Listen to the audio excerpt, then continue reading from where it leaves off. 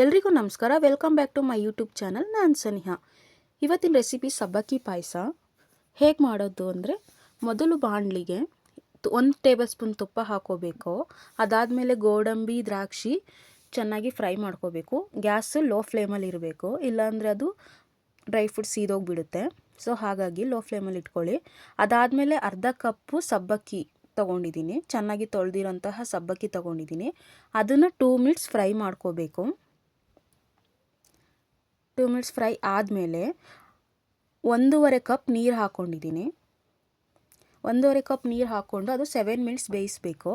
ಅದಾದಮೇಲೆ ಚೆನ್ನಾಗಿ ಕಾದಿರೋಂತಹ 1.5 cup milk ಹಾಕ್ಕೊಂಡಿದ್ದೀನಿ, ಹಾಲು ಹಾಕ್ಕೊಂಡಿದ್ದೀನಿ. ಇವಾಗ 1.5 ಕಪ್ ಶುಗರ್ನ ಆ್ಯಡ್ ಮಾಡ್ಕೋಬೇಕು. ಅದಾದಮೇಲೆ ಏಲಕ್ಕಿ ಪೌಡ್ರನ್ನ ಹಾಕ್ಕೋಬೇಕು. ನಾನು ಟೇಸ್ಟಿಗೆ ಅಂತ 2 ಟೇಬಲ್ ಸ್ಪೂನು ಬಾದಾಮಿ ಪೌಡ್ರ್ ಹಾಕ್ಕೊಂಡಿದ್ದೀನಿ. ಏನಕ್ಕೆ ಅಂದರೆ ಇದು ಟೇಸ್ಟ್ ಚೆನ್ನಾಗಿರುತ್ತೆ ಮತ್ತು ಕಲರಿಗೋಸ್ಕರ. ಇದೊಂದು 5 to 10 ಮಿನಿಟ್ಸ್ ಕುಕ್ ಆಗಬೇಕು. ಈ ಥರ ತಿರುಗಿಸ್ತಾನೆ ಇರಬೇಕು, ಇಲ್ಲಾಂದರೆ ತಳ ಹಿಡಿಯೋ ಚಾನ್ಸಸ್ ಇರುತ್ತೆ. ಲಾಸ್ಟಿಗೆ ನೀವು ಡ್ರೈ ಫ್ರೂಟ್ಸ್ನ ಆ್ಯಡ್ ಮಾಡ್ಕೋಬೇಕು. ಅಂದರೆ ಡ್ರೈ ಫ್ರೂಟ್ಸ್ ಯಾವಾಗ ಆ್ಯಡ್ ಮಾಡ್ಕೋಬೇಕಂದ್ರೆ ಸ್ಟವ್ ಆಫ್ ಮಾಡಬೇಕು. ಅದಾದಮೇಲೆ ಡ್ರೈ ಫ್ರೂಟ್ಸ್ ಆ್ಯಡ್ ಮಾಡಿದ್ರೆ ಇವಾಗ ಸಬ್ಬಕ್ಕಿ ಪಾಯಸ ರೆಡಿ ಆಗುತ್ತೆ.